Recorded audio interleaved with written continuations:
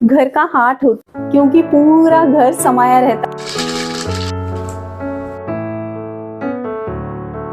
तो friends, kitchen चाहे जैसी भी हो, मॉड्यूलर या नॉन मॉड्यूलर, किसी भी शेप, किसी भी साइज की हो, घर का हार्ट होती है हमारी प्यारी किचन।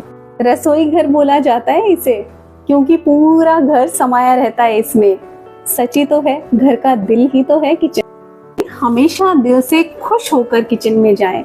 अगर कभी ऐसी सिचुएशन आ जाए कि थोड़ी एंजाइटी हो, टेंशन हो, कोई बात चल रही हो मन में और बस मन थोड़ा अलग ही हो, तो म्यूजिक का सहारा ले और फिर देखें पूरा का पूरा माइंडसेट ही चेंज हो जाएगा।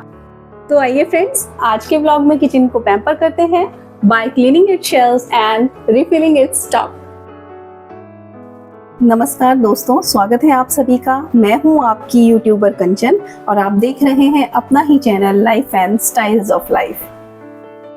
फ्रेंड्स, मेरी किचन नॉन मॉड्यूलर है, तो मैं महीने में एक बार डीप क्लीनिंग कर ही लेती हूँ, क्योंकि ओपन रैक्स होने की वजह से शेल्व्स में डर्ट वगैरह काफ़ी हो जाती है अगर ना करो तो। और अगर कभी सफाई डीप क्लीन वगैरह नहीं कर पाती हूँ तो फिर मैं इसमें पेपर शीट्स वगैरह चेंज करती रहती हूँ। अगर उतना भी कभी पॉसिबल ना हो ना, तो अच्छे से सभी चीज़ों को एक बार तो पोंछना ही पड़ता है। पोंछ ही देती हूँ, क्लियर कर देती हूँ। और जो सामान के बॉक्सेस है ना, उनके लिए तो मैं स्टार्टिंग से ही सीधा सीधा सा रूल अप्लाई करती हूँ कि जो भी बॉक्स खाली हो जाता है उसको साथ के साथ ही वॉश करके ड्राई कर लेती हूँ। इससे क्या होता है कि बॉक्सेस तो ऑलमोस्ट क्लीन ही रहते हैं। तो कोई भी क्लीनिंग हो, कहीं भी करनी हो, इसे करने का एक रूल हर जगह ही अप्लाई होता है, और वो है ऊपर से नीचे की ओर, यानी कि टॉप टू बॉटम अप्रोच। यानी कि हमें सबसे पहले रूफ और दीवार के कोनों में ब्रश की हेल्प से जाले और डस्ट झाड़ लेनी चाहिए। यहाँ मैं नहीं कर रही हूँ क्योंकि मैंने अभी 2-3 दिन पहले ही किए थे, और अब मैं यहाँ से सीधा और टॉप वाली जो शेल्फ है उससे स्टार्ट कर रही हूँ। क्लीनिंग के लिए भी बहुत तरह के टूल्स और गैजेट्स आते हैं आजकल। अपनी अपनी सुविधा के अनुसार हम उन्हें परचेज कर सकते हैं। वैसे अगर सफाई का जज्बा हो तो सिर्फ एक झाड़ू और डस्ट पोंछने के लिए कोई भी वेस्ट कपड़ा, पुरानी टॉवल हो, चादर हो, पुरानी हो गई हो, यूज में ना आती हो, डिटर्जेंट या सोप, इनसे ही क्लीनिंग हो जाती है। पर बहुत तरह के brushes, microfibre cloth cleaners, mops markets में अवेलेबल हैं, तो हम अपनी सुविधा के अकॉर्डिंग वो भी ले सकते हैं। इन्हें लेने से क्या होता है कि थोड़ा पर्टिकुलर एरिया के लिए ये हेल्पफुल रहते हैं। कि छोटा एरिया हो तो छोटे ब्रशेस भी आते हैं, बड़ा हो तो उस तरह के आते हैं, तो वो भी हेल्प ही करते हैं। बट सिर्फ झाड़ू से और एक कपड़े से और थोड़ा डिटर्जेंट या कोई सोप हो तो क्लीनिंग अच्छी हो जाती है। पहले एक साइड की खाली कर रही हूँ, उसके बाद दूसरी तरफ की करूँगी। तो पहले यहाँ मैं दिखा रही हूँ कि ये जो शीट्स है ना, अलग अलग तरह की हैं। और फ्रेंड्स, मैं बताऊँ तो अभी कुछ सालों से मैंने कुछ नहीं लिया है। कोरोना के बाद से ये मान लीजिए कि बहुत ही कम मैं बाजार गई नहीं हूँ। जो कुछ भी मंगाया ऑनलाइन शॉपिंग की है थोड़ा बहुत, बट हाँ, जितना लिमिटेड सोर्सेज हो सकते हैं उतना मैंने किया है। थोड़ा सा मैंने अपनी आदत को भी वो किया है, क्योंकि घर में इतना सामान है कि मुझे लगता है पहले उन्हें यूज़ करूँ और अगर नीड का हो देन फिर कोई कुछ बाय करूँ।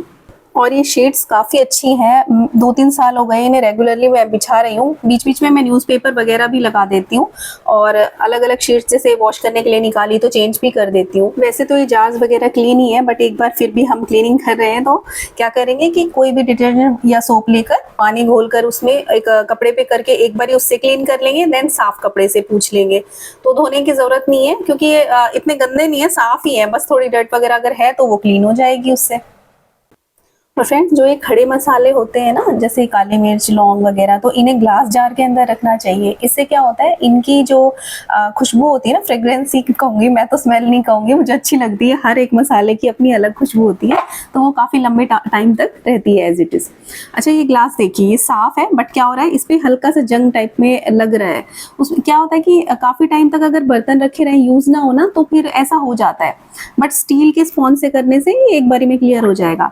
तो डीप क्लीनिंग में हमारा एक फ़ायदा ये होता है कि जो कुछ सामान रखा रहता है, जैसे मान लो यूज़ नहीं हुआ कई दिनों से, तो वो सारा हमारी नज़र में आ जाता है। एक बार हम उसको अच्छे से चमका के रख देते हैं और ख़राब नहीं होता फिर उसके बाद जल्दी से। तो बस यहाँ भी मैंने ब्रश से किया है। जो शेल्स हैं, ब्रश से करने के बाद फिर उसके बाद ये एक कपड़ा है जिसपे मैं हल्का सा सर्फ में डिप करके मैंने इसको टाइटली निचोड़ लिया था। उसके बाद सूखे कपड़े से एक बार क्लीन कर दूंगी। ये जो सबसे ऊपर का आप सेगमेंट देख रहे हैं ना, यहाँ पर बहुत छोटे वाले जार्स रखती हूँ मेनली, और थोड़ा सा मेरा डेकोरेशन वाला जो दिए देखे थे वो रखे रहते हैं, क्योंकि इतना स्पेस तो है नहीं कि ज़्यादा सामान रख सके। और ये जो गेट के ऊपर झरोखा है, ये मटकियाँ रखी हैं, जो फास्ट वाली होती है ना मटकियाँ, तो वो उस पे रैप करके उनको यहाँ रख देते हैं। और जब नेक्स्ट ईयर हम फास्ट करते हैं फिर से, तो इन्हें उठाकर मैं छत पे रखाती हूँ और इनमें कुछ पौधे लगा लेती हूँ, फिर इनके अंदर अच्छे उग जाते हैं। मटकियाँ है ना मिट्टी की, इसलिए। तो यहाँ सबसे ऊपर वाली शेल्फ में ये स्टोरेज वाला सामान होता है, जो ये स्टील वाले बॉक्सेस हैं, इनमें मसाले वसाले हैं, और इधर राइस और शुगर का रहता है एक। ये वाला बॉक्स देखिए, ये थोड़ा गंदा लग रहा है मुझे, इसे मैं साइड करूंगी अभी फ़िलहाल, इसको वॉश करूंगी। बाकी वैसे धुलते रहते हैं, तो मोस्टली साफ़ ही डब्बे हैं, और कुछ मैंने पहले ही धो के रख रखे थे। एक शेल्फ जो है वो मैंने बना रखी है, लंच बॉक्सेस वगैरह होते हैं या फिर कोई स्पेयर बॉक्सेस होते हैं स्टील वाले, वो रखने के लिए। और ग्लास के जो डेली यूज़ के आइटम होते हैं वो भी यहाँ ही रहते हैं, इस साइड में। तो फ्रेंड्स, ये जो शेल्व्स है मेरी किचन की, इनमें क्या होता है कि मैं डेली बेसिस पे काम आने वाले सामान ही रखती हूँ। बाकी जो गेस्ट वगैरह के लिए रहता है या जो हमारा स्पेयर सामान है, वो सारा मैं अलग रखती हूँ उठाकर, क्योंकि ये ना हैंडी होता है बहुत डेली, क्योंकि ज़रूरत पड़ती है। और जो कभी कभी निकालने का होता है वो फिर हम स्टोर में ही रखते हैं। और ये बड़ा बॉक्स है, इसके अंदर भी आइटम्स ही, फूड आइटम्स ही होते हैं। तो सबसे पहली वाली जो शेल्फ है, इसमें पल्सेस और सीरियल्स वगैरह रहते हैं, दालें वगैरह हैं हमारी। देन उसके बाद ये खड़े मसाले और जितना भी अपना ये होता है, चाय, चीनी पत्ती, वो इधर ही रहता है, तो बिल्कुल सामने दिखता रहता है। यहाँ पे चीनी का बॉक्स आएगा, अभी उसको वॉश करना है मुझे। और ये ऑयल वाला सेगमेंट हो गया सारा। इसमें पेपर मैं लगा देती हूँ, क्योंकि इससे चिकनाई नहीं आती और मतलब क्लीन ही रहता है। फिर मसालेदानी हो गई, ऑयल के बाकी बॉक्सेस आएंगे यहाँ पर। और फ्रेंड्स, ये जो ग्लास जार दिख रहे हैं ना, ये सारे मेरा कलेक्शन है। एक्चुअली ये दिवाली गिफ्ट या ड्राई फ्रूट्स वगैरह जो स्नैक्स आइटम्स आते हैं ना, मोस्टली तो वही है उनमें से। या फिर जो ये बच्चे जोमेटो वगैरह से कई बार कॉफ़ी या मिल्क बादाम शेक वगैरह ऑर्डर कर देते हैं, तो उनकी बॉटल्स हैं। तो मैं रख लेती हूँ इन्हें वॉश करके, क्योंकि ग्लास के जार्स अच्छे लगते हैं और ये थोड़े से स्ट्रॉन्ग होते हैं, ये अच्छे होते हैं। और इनमें सामान रखने से ना एज इट इज़ उसकी जो खुशबू है ना वो मेंटेन रहती है, तो वो मुझे बड़ी अच्छी लगती है। नेचुरल वाली जो होती है ना चीज़ें, वो मेंटेन रहती हैं। अब यहाँ पे ये सारे बॉक्सेस हैं जो अभी नीड इनकी है नहीं, तो मैंने वैसे वॉश कर दिए थे। अब मैं इन्हें सबको उठाकर अलग रख दूंगी अंदर, और उसके बाद फिर ये अपना रिफिल करेंगे सारा स्टॉक जो है सामान।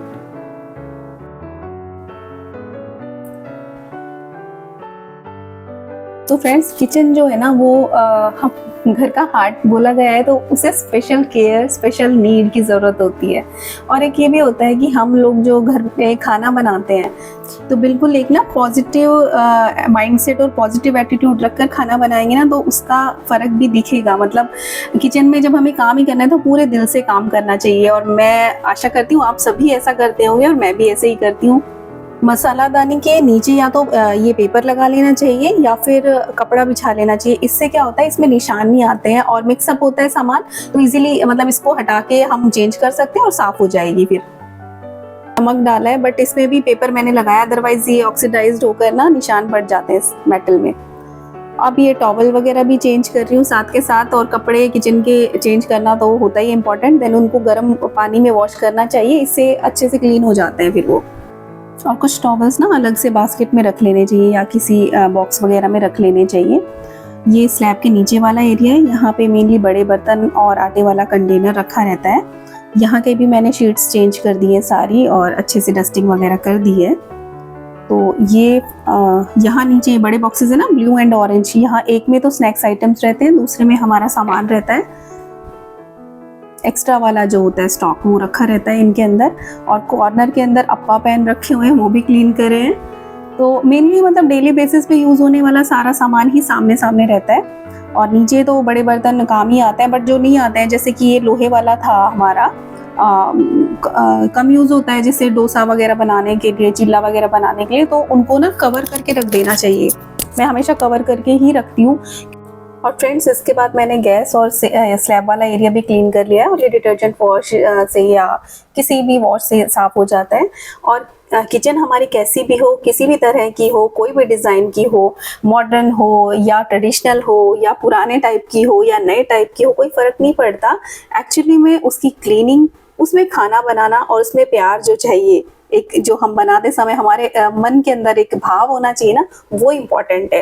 तो वो सब में बराबर ही होता है और उसको मेंटेन करना बहुत इम्पॉर्टेंट है।